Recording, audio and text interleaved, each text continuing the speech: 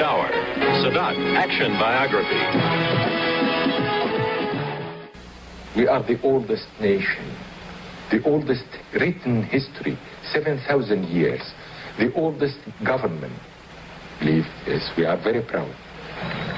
As you're driving through the streets of Cairo or any other Egyptian town and the people are standing on the side of the street and cheering you, how do you know they really mean it? It is something that you can feel by heart. By heart. I'm a man of the street, and I can feel it. He's got a sense of timing. He understands his public. He knows how to deal with other politicians extremely well.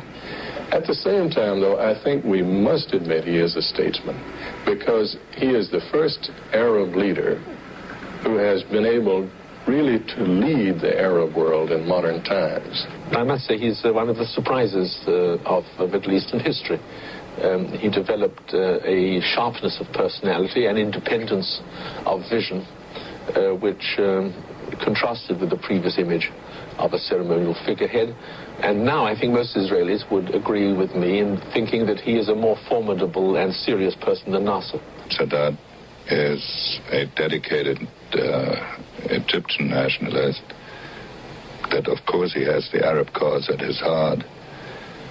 But I would not use the word fanatic in any sense with respect to Sadat. Well, as a wife, of course, I prefer if he wasn't a president.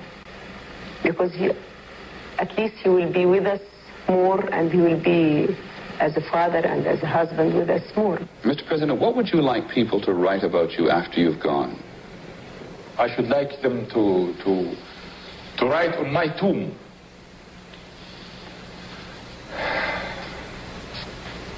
He has lived for peace,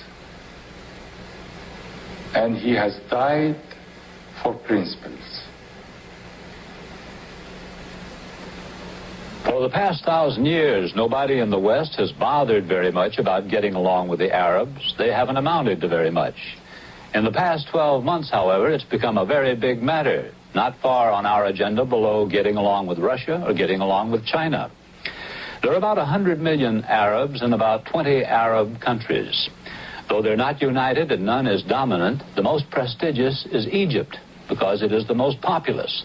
It's a piece of luck for us that the president of Egypt now is Anwar el-Sadat. He has expelled the Russians from Egypt. He's shown himself amenable to negotiation, as Nasser was not. He's opened his country up to Western investment, and he's displayed an admiration for the steward of our foreign policy, Henry Kissinger. For the past 4 months, ABC's chief Middle East correspondent, Peter Jennings, has been filming Sadat's every public move and a lot of private ones. For the next hour, we present Jennings' portrait of the #1 Arab. Anwar Sadat has been president of Egypt since the sudden death of Gamal Abdel Nasser in 1970. Since his presidency began, Egypt and Israel have fought their 4th war, and there is pessimistic expectation about a 5th. Sadat's present popularity dates back to his decision to go to war in October 1973. He is carried along on the adulation of the crowd as only the 2nd meaningful Egyptian president in his nation's long history. He is a man of many parts. Above everything, Anwar el-Sadat is first an Egyptian. He has been a passionate nationalist since his early childhood. The First World War was ending in the year of Sadat's birth. The British had helped Egypt throw off Ottoman rule, but remained on as semi-rulers themselves. The land of the pharaohs continued to be dominated by foreigners. The burial sites of the ancient kings became training grounds for British cavalry.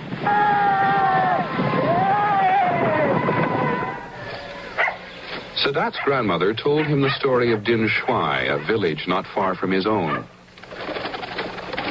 In 1906, British soldiers were shooting pigeons there. The villagers objected, for the birds were daily food. In the confrontation, a British soldier died.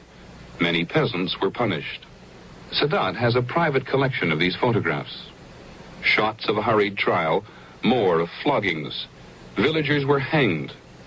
Anwar Sadat has never forgotten what it could mean to raise a hand against the British. Since my early days, I felt, what does the occupation mean, the foreign occupation? What does colonialism mean? What is the real relations between us and the British in our country?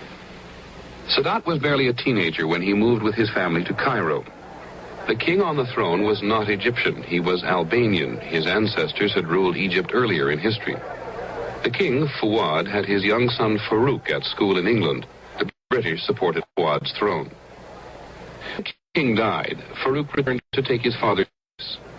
Egyptians don't always love their leaders, but they usually respect and sometimes fear the office. I remember at that day, I stood in the street. I stood from 9 o'clock in the morning up till 2 in the afternoon waiting for him, waiting to have a glimpse of our new king. And he was very popular at that time. In Sadat's eyes, he did not remain popular for long. The British government continued to influence Farouk as they had his father. There was little future for boys like Sadat. The country was not ours. We have only what I call the 0.5% community. It means that 0.5% has got everything, and 99.5% has got nothing at all. Sadat, at high school in Cairo, demonstrated against the British. He was expelled twice before graduating. Ironically, at least one contact with the British was beneficial. In 1936, the military academy, looking today much like it did then, opened its doors to Egyptian boys from the lower class. Sadat, whose father worked for a British army doctor, made application. My father was his chief clerk. So my father sought his recommendation, and in my file, you shall see that I was recommended to the military college by a senior British officer. That must have been one of the only times a British officer recommended you for anything, wasn't it? Quite right. They must be sorry for it. Sadat was admitted, and so was another fervent Egyptian nationalist, Gamal Abdel Nasser. It was to be a giant step forward, the beginning of an Egyptian-trained military not dependent solely on birth or royal favor for its leadership. It was here that Sadat and Nasser became friends and decided they had much in common. They both saw the army as the way to overthrow the king and expel the British. Sadat and Nasser had no sooner graduated from military academy than the Second World War broke out. The British were fighting the Germans and Italians in North Africa. Sadat saw the war as an opportunity to hasten British defeat and their departure from Egypt. He decided to collaborate with the Germans. We had a saying here that says, the enemy of my enemy is my friend. This is quite simple like that. We were faced by a very grave situation.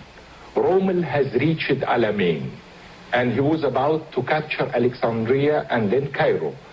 So we tried to contact the Germans and tell them that we want our complete independence. And even if they want us to fight for this independence with them, we are ready. Sadat, however, was caught by the British. He lost his army commission and was sent to prison. When you look back, Mr. President, from the perspective of history, what do you think the world would have been like if Hitler had won the war? Terrible. Terrible. It would have been very terrible.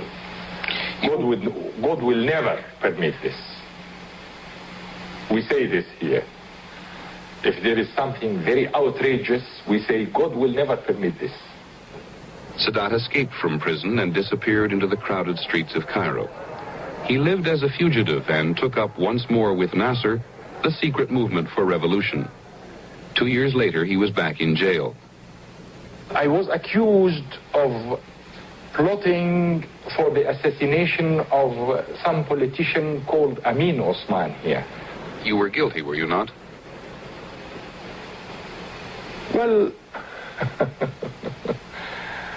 to a certain extent, I trained those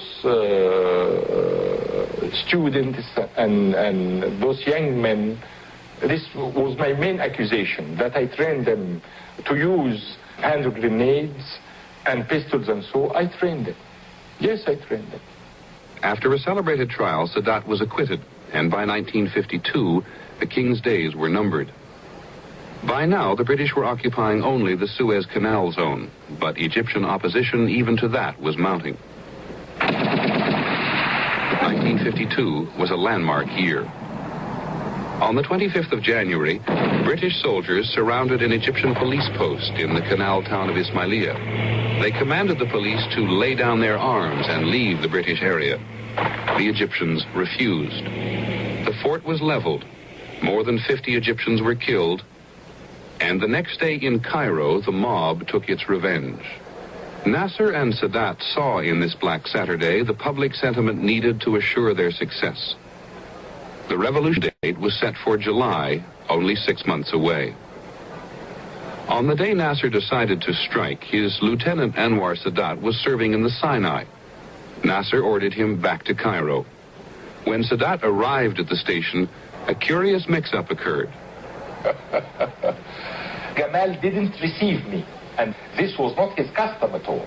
So I thought, nothing will happen today or tomorrow or the day after tomorrow. I said, I may go to the open-air cinema tonight and enjoy myself, and then after that, in the morning, I'll see Gamal. While Sadat was at the movies, the coup began. Sadat finally caught up with it, and he was soon thoroughly involved. I went to the Prime Minister and delivered the ultimatum to him. He was shocked, believe me, because up till this moment he didn't know that we were going to dethrone the king at all.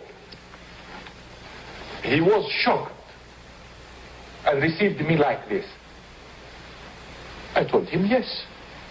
He said, are you powerful enough? I told him yes. Go and deliver it to the king.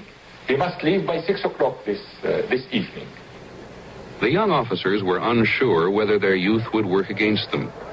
Protectively, they appointed an older man, General Mohammed Naguib, as the man the public would see as their leader. Sadat remained in the background. Naguib, for all the ceremony, had no power. Nasser made all the decisions.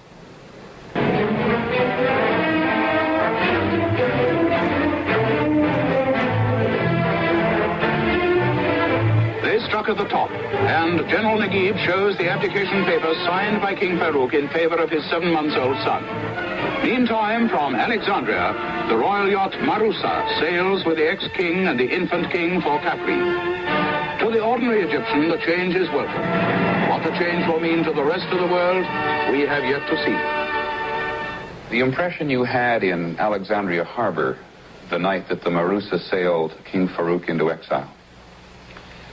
Relax. Relax. Really. Was the coup easier than you expected? Very easy. Yes. Yes. Yes. The new government, the Revolutionary Command Council, met legally for the first time. And we were not prepared at all, either to form the government or to do whatever, anything at all. We were not prepared at all. Believe me, we were in a mess.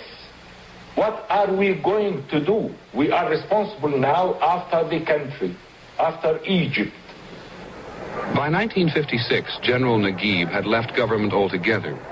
Nasser, now president, was to be Sadat's boss for the next 14 years. Egyptian nationalism did not wane under Nasser. If anything, it increased. Nasser appealed to the United States for arms and was turned down. He bought them from the Soviet bloc. Washington, in return, refused to provide the money it had promised for the badly needed Aswan High Dam.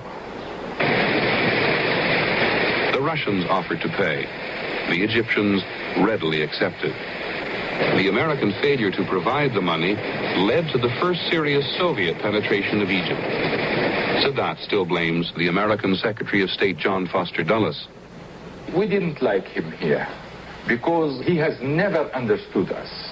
He has taken everything always black and white. Either you are with America or you are not with America, or you are an enemy of America. I don't like this attitude because there is a psychological element in the whole thing. We have our pride. We want to be friends with America, but we have our pride, and we don't want to be a puppet government, or we don't want to receive orders from Mr. Dallas. But we can be friends. He didn't understand this. Sadat stepped into the shadows for the years of the Nasser regime. He did not really re-emerge until one night in December of 1969. Nasser, concerned about his own death and the perpetuation of his policies, named Anwar Sadat his vice president. And he said, well, if I happen to die, I want you to continue, and I don't want anyone to humiliate this country again. Did you take that as a pretty clear indication that he wanted you to be the next president? Quite right. He never said this before. Sadat, Action Biography, will continue after this message. If Anwar Sadat is a nationalist, he's also a peasant. He springs from the centuries-old underprivilege to overpopulate the Nile River Delta. Anwar Sadat's nationalism is rooted in the Egyptian peasantry. Even the poorest is attached to his nation's history.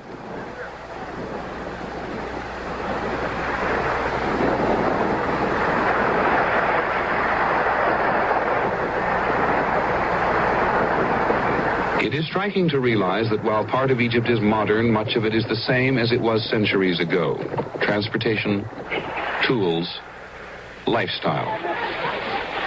When Anwar Sadat was born on Christmas Day in 1918, his village of Mit al-Kum looked almost exactly as it does today. His father's job as a clerk had taken him to the Sudan, and Sadat lived with his grandmother. They were poor in a nation where even the richest Egyptian was one class below the resident foreigner. Sadat was one of 12 children. For several thousand years, his family and fellow villagers had been unable to escape the oppressive poverty.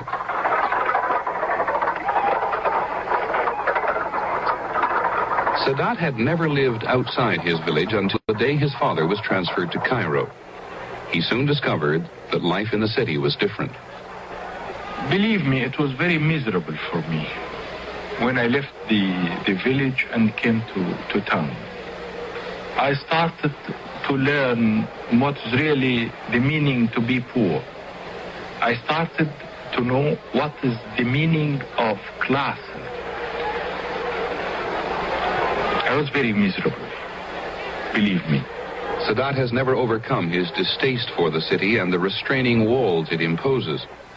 There is not enough room in the garden of his Cairo home. Whenever he can, he retreats to a variety of country residences.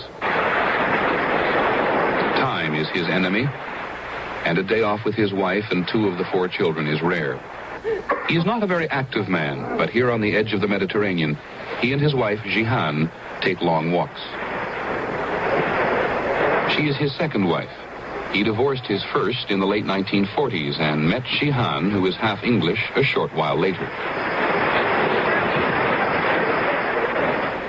What did she say when you first asked her if she would marry you? Well, she agreed at once. She agreed, in spite of the fact that there is a difference in age between us. You were just irresistible.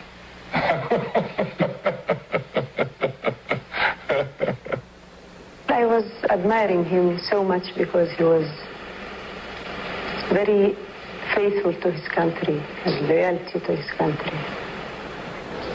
The Sadats have 4 children, 2 married, 2 others, Nana and Gamal, still living at home. There is little time for the children, and they often resent it. I want him to work with me, solve my problems, you know. I like to sit with him, you know. I've been sitting with him too much because of his work. And I miss him. At home, Mrs. Sadat is the disciplinarian and usually takes the lead in family matters. Jihan Sadat is a leading Egyptian figure. She understands the real depths of the country's social problems. She worries always, but she is very kind-hearted, and she is a real help. No matter where a Muslim is, he has obligations. Whether in a mosque or in his living room, Sadat prays 5 times a day. Sadat's faith and obvious devotion to Islam has enhanced his image as a leader with other Arabs. During our visit, an afternoon in the country included a visit to his beach house. The president does not move even here without a strong detachment of bodyguards. Again, the president did little.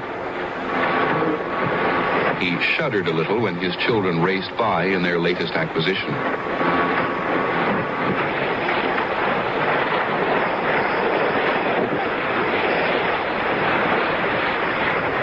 He prefers to just sit and read.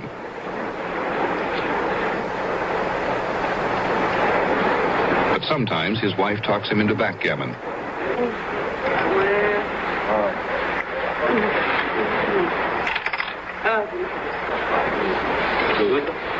She was winning, and he was pleasantly relieved when the Minister of Defense and his wife came by for a visit. Sadat does not have time for many close friends. He and Ahmed Ismail have been friends since they were young officers and joined the revolution. Revolution came naturally to Sadat, but he was not in government when the officers solidified their power. I don't like the administration. I don't like it. It is something in my blood. I used to say to Nasser, I can help you, but I don't want to be a minister or something like that. I can help you from my stand in anywhere. Because Sadat was not publicly apparent as part of Nasser's inner circle, most people judged him to be of little influence. Nasser's presidency, however, was marked by constant power struggles. The villager knew how to survive. Sadat returned to his old job as a journalist. He wrote a book on the revolution. We know now that he never lost contact with Nasser. The others, when they disagree with him, they declare it and they make a show of it. But I disagreed with him, but we used to discuss this either at his home or at my home, and we used to have very hot discussions. Nasser electrified and sometimes frightened the world. Sadat's style is different and many believe more effective. President Nasser was, of course, in many ways the movie star of the Arab world, and his image still dominates a great deal of thought about the proper way of moving toward the future. President Sadat is a quieter man. He's more of a father figure. He's more of the ideal Egyptian villager. Sadat served Nasser faithfully, often as a spokesman in foreign capitals. I remember once when he was on his way to the America, and people were worrying if he was going to make boo-boos all over the place. And an American friend of Nasser said, well, I don't think Anwar Sadat is smart enough to make any serious mistakes. He's bound to just go over there and be a genial boob everywhere. Nasser turned to this American and said contemptuously, have you ever heard of Goha? Now, do you know who Goha is? Goha is the man in a sort of an Aesop's fable character in Arabic literature who acts like he's a fool, a buffoon, and really, while he's making you think he's a buffoon, he's removed your gold teeth from you without you realizing it. That's what Nasser meant. For all his travels and apparent worldliness today, it is his village which draws him back. It is only here where Sadat sheds his tailored suits and French ties for his native Galabeya. He lives in the village's only large house. Even as president, he has done little to change the other side of the street. It is much today as it has always been. This is no longer the place where Sadat can walk unnoticed, but at least this is family, and the press of the crowd bothers him less. Here, he is not so much president of Egypt as he is village elder, the boy who made good. Here, Sadat hears blunt complaints about village problems and well-intended admonitions about his health. He relishes the role of patriarch, here and for Egypt as a whole. The villagers and he communicate easily. Sadat's an Alabama politician. If you want to understand Sadat, understand John Sparkman from Alabama, a man who is highly educated, highly intelligent. but who knows how to say ain't, so that just a faint trace of quotes around it, so that if he's talking to someone who says ain't, they won't notice the quote, but someone who knows better, they will notice the quote. I'd say Anwar Sadat's that kind of a man. He aspires to be pretty much what he is. It would be an insult for Sadat to visit the village without seeing an even older man, the teacher who taught him religion as a youth. Sadat says he will retire here in 1976, but not many people believe him. Politics is in his blood. Those who oppose him believe he will not easily relinquish power. Those who support him say he couldn't walk away from the problems of Egypt. Whatever the case, Sadat is convincing about the burdens of the presidency. I have lost everything. I have lost my freedom.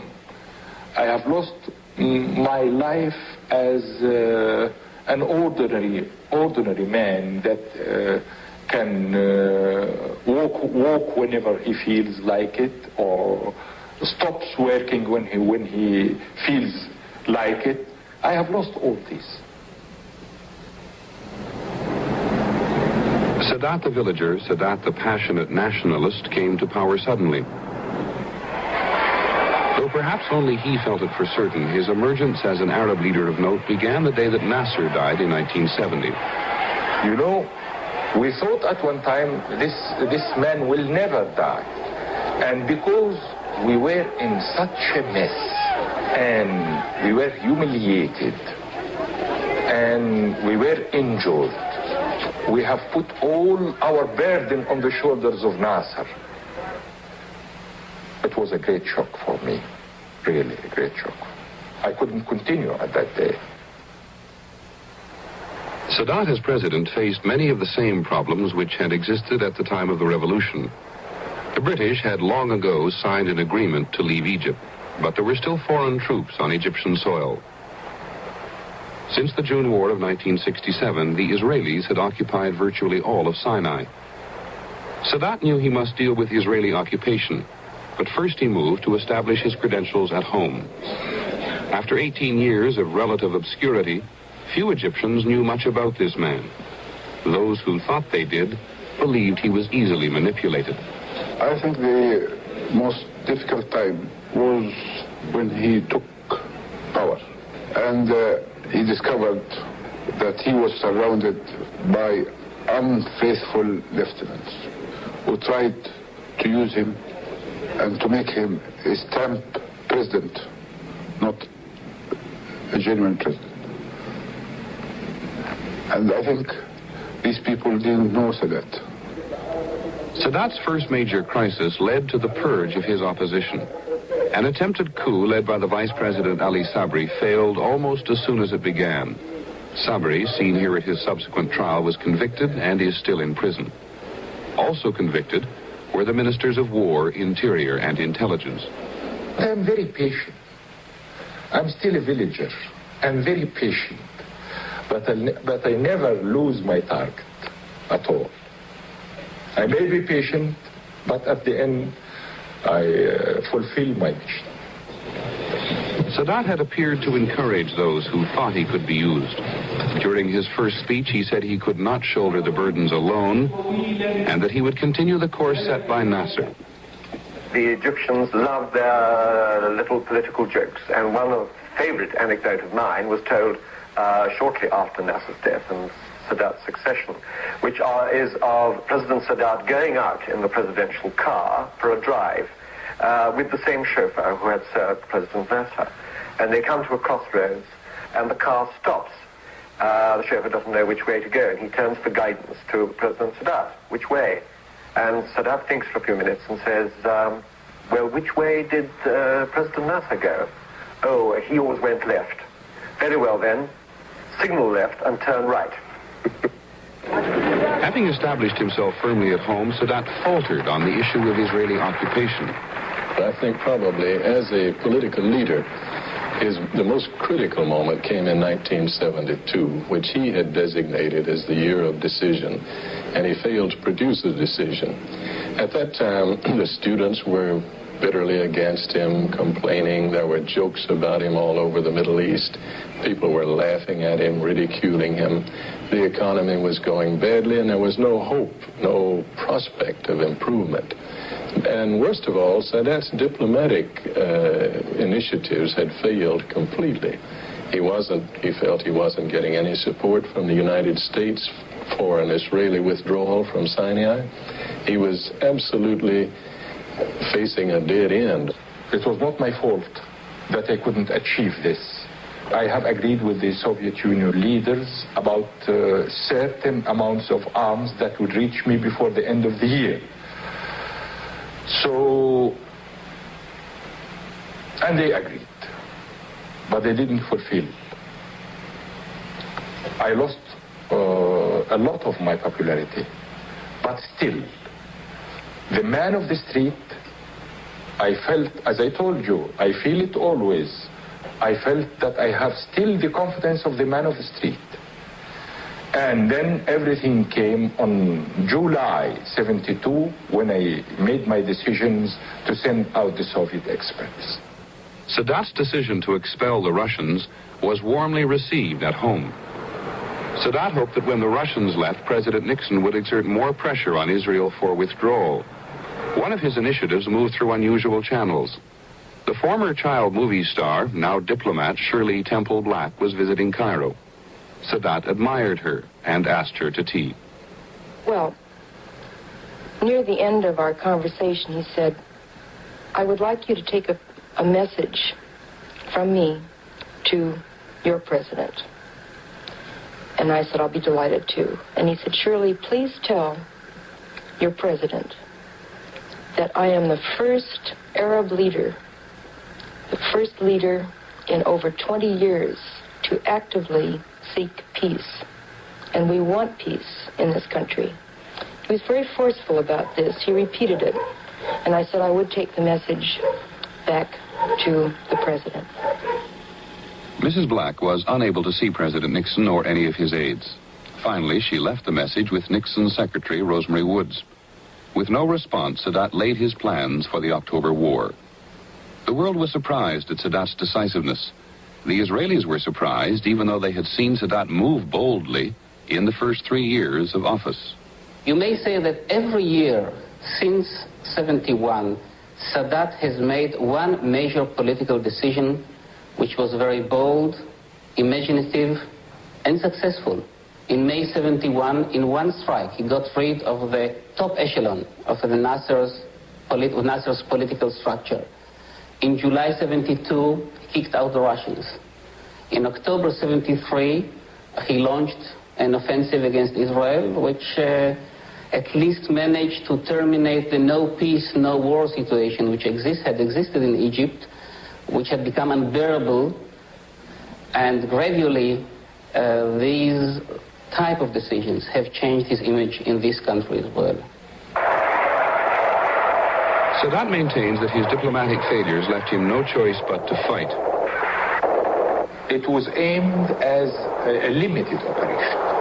The land was not my aim at all. I wanted only to prove to the whole world that the Israeli theory of security would collapse and we would cross the canal and we could capture the Barlef line. These were my aims. Sadat himself was close to the campaign. During much of the fighting, he remained in the operations room. This is the first film ever allowed there, during a later briefing on troop status. I was in the operation room and I received the reports one by one. The strong points of the Barlef line is surrendering and is captured. And after 4 hours exactly, about 6 o'clock, it was quite obvious that the Israelis has lost their balance. At that time, I told my people in the operation room, my forces, I told them, felicitations. The Israelis has lost their balance. The war left Sadat as a world leader with whom other leaders had to contend. President Nixon came to call. Sadat was now critical to peace or war. Henry Kissinger trekked to his door. Sadat believes in Kissinger. The momentum for settlement in the Middle East has slowed, but Kissinger's stock remains high. We have a very cordial relationship, and we have based it up to now on speaking very frankly with each other. He tries to explain to me what his concerns are. I try to explain what, in my judgment, is possible. And, of course, it is part of my job in these negotiations to explain the Israeli point of view. The real question is, if he wants Israeli withdrawals, does he understand that there has to be a political price and that it cannot simply be a unilateral military action? In other words, can he stop thinking only of withdrawal and start thinking about peace? Not only about what he wants from Israel, but what Israel wants from him. That's the great test, because he's not going to get any withdrawal without peace or some progress towards peace. Most people are afraid that, think that he means well, but that simply he will let Israel down, if you wish, or he will not be able to deliver the goods in case of negotiations. Not so much because he doesn't want it. He seems to wish for some kind of settlement, but because the ties between Egypt and Syria, or between Egypt and the Palestinians, whatever it means, between the obligations that Egypt feels towards the remnant of the Arab world. Sadat is an implacable enemy of Israel. This is also the truth. He is no fool, but he's an enemy. One result of the October War was that Henry Kissinger negotiated an Israeli withdrawal from a small portion of Sinai. A year after the war, we went to Sinai with Sadat. Mr. President, quite frankly, a great many people in the West, how can you convince the Israelis, who are 17 kilometers from you, granted sitting on your territory, that once you get Sinai back, you won't attack them? How can you convince me on the other side that I shall not be attacked by them? This is the same thing. During the 5 weeks we spent with Sadat, the issue of war and peace confronted him constantly, pursuing him even to his village. A representative of the Pope came to call. They discussed religious tolerance. A settlement in Jerusalem is important to other Arabs. Sadat would like the Pope to pressure the Israelis. Part of our stay was during the Muslim holy month of Ramadan.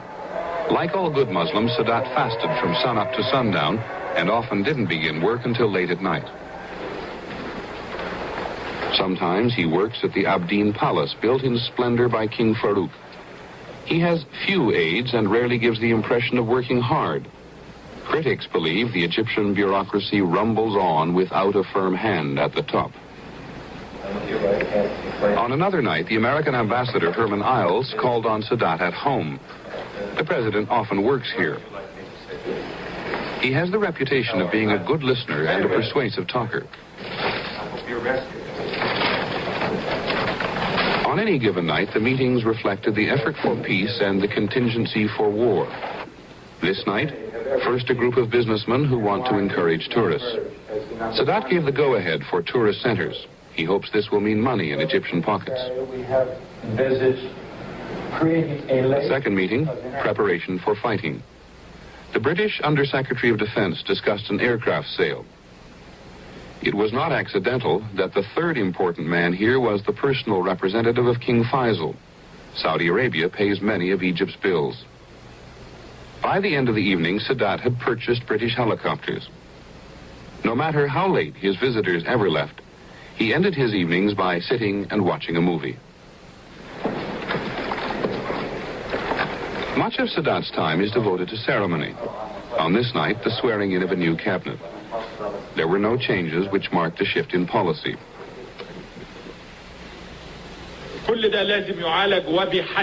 The business of fealty over, Sadat chaired a cabinet meeting. Sadat does not like detail and confines himself to broad directives. The issue here was galloping inflation and the need to reconstruct a staggering economy.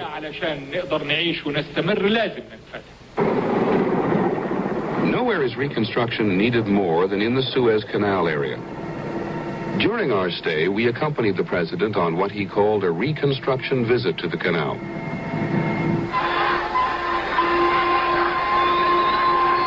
Sadat does not travel to learn the hard facts. Those he can gather at home.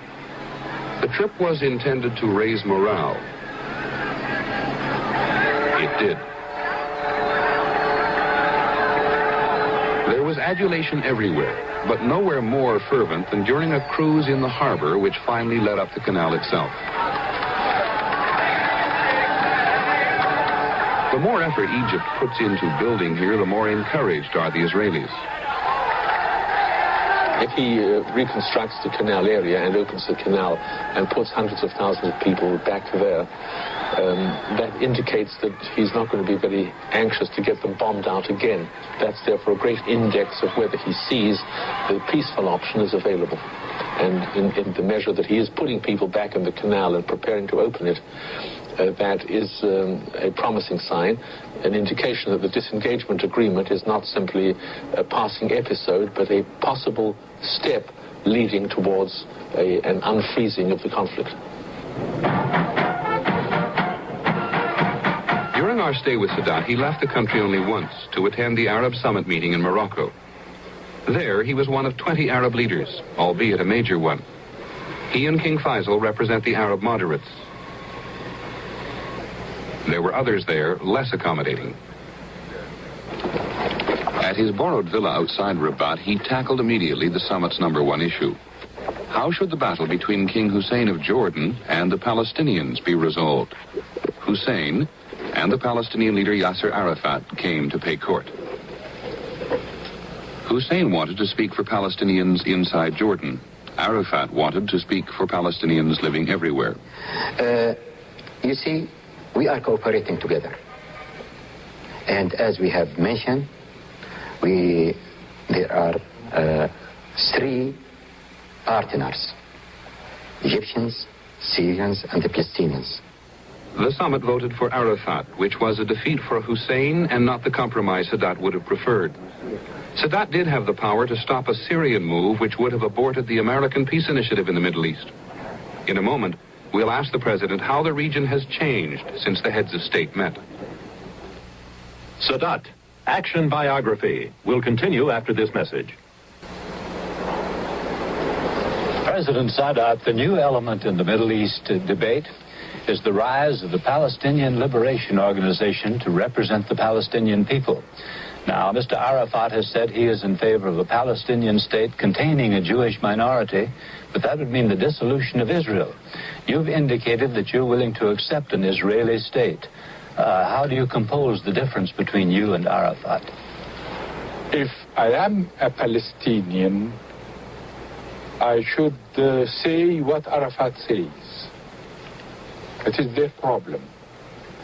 But for me, I have stated my views, and the mere acceptance of the resolution 242 means that I accept Israel as a fact. Sir, in the year since the October War, you and Egypt have gained little else than a minor disengagement on the Sinai. That, I know, is not the accomplishment you expected when the war ended. Quite right. Quite right. I should have liked that more progress would have taken place, but I am a man of realities. I don't dream. And I hope in the next 3 months, as I told you, we can speed up the momentum of the whole thing. Are you, as President of Egypt, and is your nation prepared to live in peace with an Israel which does not expand beyond the 1967 borders? I'm ready for a peace agreement with Israel. And this is valid up till this moment. I said much more than this. Let us do our best to end the state of belligerency that has already taken more than 26 years between the Arabs and the Israelis. How much pressure is on you, Mr. President? If you didn't have the pressure of the the wide variety of opinion in the Arab world on you? Would you move faster? Would everything be easier? I'm ready. I'm ready to move faster. But, my friend, just give me something concrete, and I'm ready this moment to start and work. Well, what is concrete if we may look at the very next small step? You want to know it practical on the ground? Exactly. Very well. I may tell you this. Israel must move on all the fronts. On the Egyptian front, the Syrian front, the Jordanian front, the Palestinian front now. But what I can give is this. The end of the state of belligerency that has already taken more than 26 years up till this moment. More than that, I'm going to ask a third party, like the United States. The United States has special relations with Israel. And I consider myself now the friend of the United States. Well, why not the United States come and guarantee both of us? Has Henry Kissinger let you down in any way over the last year? Not at all. Not at all. Henry Kissinger has always been up to his word. And President Ford, after he took power also, he has been always up to his word. If the Americans do not produce for you, if Dr. Kissinger does not produce for you in the near future, will you abandon the United States? And where will that leave you? Or do you have no choice at the moment? When I started my new chapter with the United States, it was not a policy of the moment or something that I needed for some time and then can drop it. And so I mean, with my new chapter with the United States, that we must keep at least, if it is not the best, the normal relations with the United States, whatever the consequences are. Well, but are you in a position to carry out an offensive, defensive if war breaks out? If Israel starts it, I have no choice. But I am not planning any offensive. I told you this. I tell you this now, as I told you before, when I was planning the offensive, I said I am planning for the offensive. And you didn't believe me at that time. I think you should believe me now. I'm not planning any offensive. The Arabs are not planning. Syria also is not planning any offensive. At the beginning of this broadcast, the beginning of the Sadat biography, which we've just seen, Howard K. Smith said that the Americans were lucky to have Anwar Sadat because he was a moderate Arab leader. If there is no peace in a relatively short period of time, is there not a danger that moderates like Anwar Sadat will disappear? Maybe. Maybe. Maybe. Maybe. Because, you see,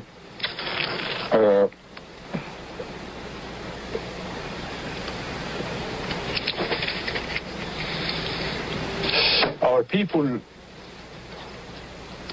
all over the Arab world are starting to feel frustration.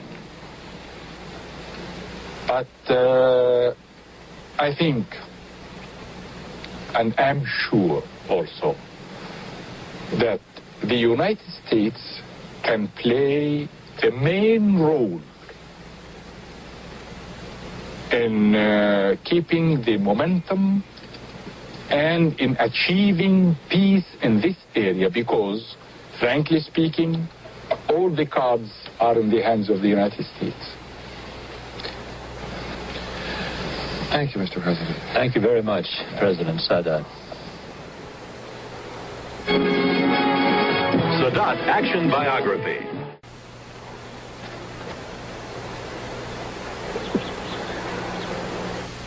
Beginning this Monday afternoon, 2 new and exciting game shows join the ABC daytime lineup. Big money rides on the roll of the dice on The Big Showdown with host Jim Peck at 2:30, 1:30 Central. Later, you've got to think fast and move fast to be a winner on The Money Maze, Monday at 4, 3 Central here on ABC.